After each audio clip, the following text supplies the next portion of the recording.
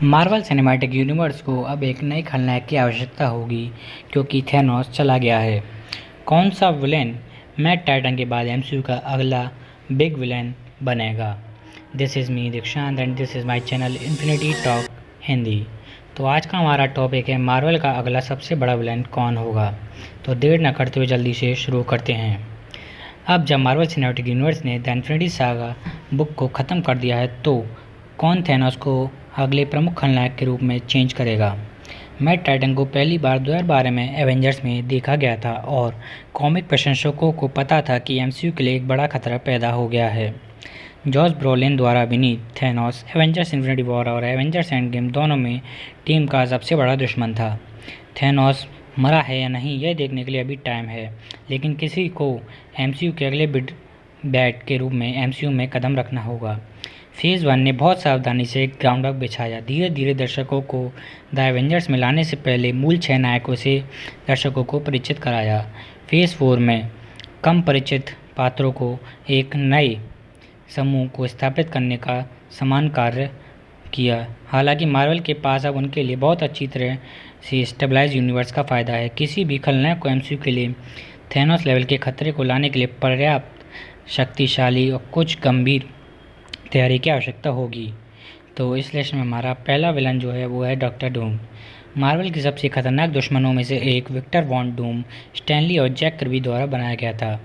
उन्होंने इसे 1962 में फैंटास्टिक फोर के एडिशन 5 में बनाया था पहली बार।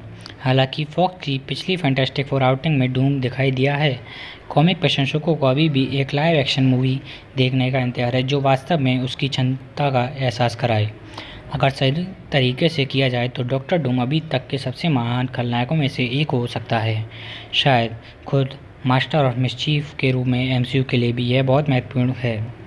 फॉक्स डॉक्टर डूम के पात्र को ढालने की नाकाम कोशिश करता रहा है कि फैंटास्टिक फोर को पेश करते हुए डूम में पर्याप्त गहराई को जोड़ना लगभग असंभव है। मल्टीवर्स ऑफ मैडनेस में डॉक्टर डूम के स्टीफन स्ट्रेंज और वांडा मैक्सिमम दोनों के साथ संबंधों को दिखाना समझ में आ सकता है। ब्लैक पैंथर 2 के खलनायक के लिए नेमोर एक लोकप्रिय विकल्प है, लेकिन डूम के लिए वकांडा पर आक्रमण करना कठिन नहीं है। हमारा इस लिस्ट में अगला विलन है गैलेक्टस। फैंटास्टिक फोर के मजबूत संबंधों के साथ एक और प्रमुख खलनायक है गैलेक्टस। जैक किर्बी और स्टैनली द्वारा बनाया गया। उन्होंने इसे 1966 में फैंटास्टिक फोर के एडिशन 48 में बनाया था। संसारों में कुख्यात डेवोरर को एमसीयू में लाने के कई तरीके हैं, लेकिन इन सभी संभावनाओं की तरह इसमें कुछ समय लगेगा।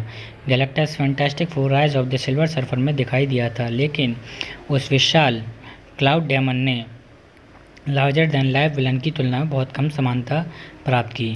गैलेक्टस डूम की तुलना में बहुत कम जटिल खलनायक है, इसलिए यदि मार्वल धीमी गति से शुरुआत नहीं करना चाहता है तो संभवतः उसे फैंटास्टिक फोर फिल्म में पेश करना बहुत अधिक नहीं होगा। कैप्टन मार्वल 2 संभावित रूप से कैरल के मुख्य प्रतिपक्षी के रूप में गैलेक्टस के हेराल्ड्स को स्थापित कर सकता है। विलन के रूप में खुद को फेज 5 में दिखाने के लिए एटर्नल्स भी इस विस्मयकारी प्रेरणादायक तरीकों को साबित करने में सक्षम हो सकते हैं। यदि मार्वल ने Galactus one of the celestials बनाना चुना तो हमारा नेक्स्ट विलन है कैंग द कंकरर। अब time travel Marvel cinematic universe में एक मेन प्लॉट पॉइंट बन गया है। कॉन्करर थानोस को सफल करने के लिए सबसे सही विकल्प हो सकता है। वास्तव में एवेंजर्स एंड गेम ने कॉन्ग को एमसीयू के अगले प्रमुख खलनायक के रूप में स्थापित किया हो सकता है। 1963 में स्टैनली और जैक किर्बी द्वारा निर्मित नाथालिया रिचर्ड्स ने फैंटास्टिक फोर की एडिशन 19 में रैम टूट के रूप में अपनी शुरुआत की और एक साल बाद एवेंजर्स के एडिशन 8 में कैंग के रूप में फिर से सामने आई। 31वीं शताब्दी का एक समय यात्री जो अकल्पनीय तकनीक से लैस है। कॉन्ग एवेंजर्स के सबसे बड़े दुश्मनों में से एक है। कैंग द कंकरर डिज्नी प्लस के हॉकाई में दिखाई दे सकता है, जो कि एक दूसरे सदस्य केट बिशप के आसपास विकसित हो रहा है।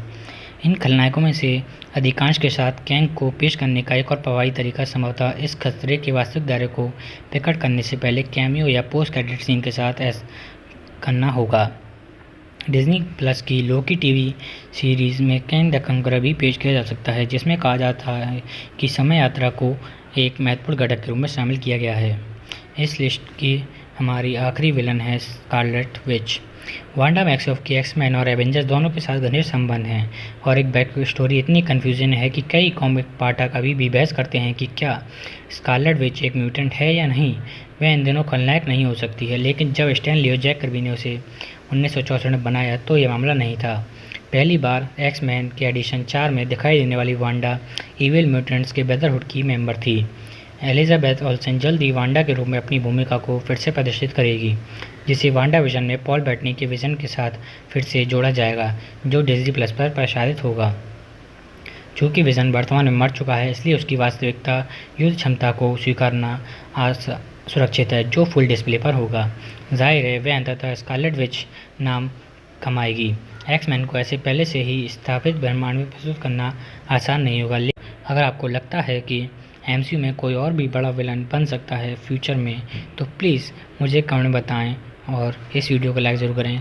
Thank you for watching this video.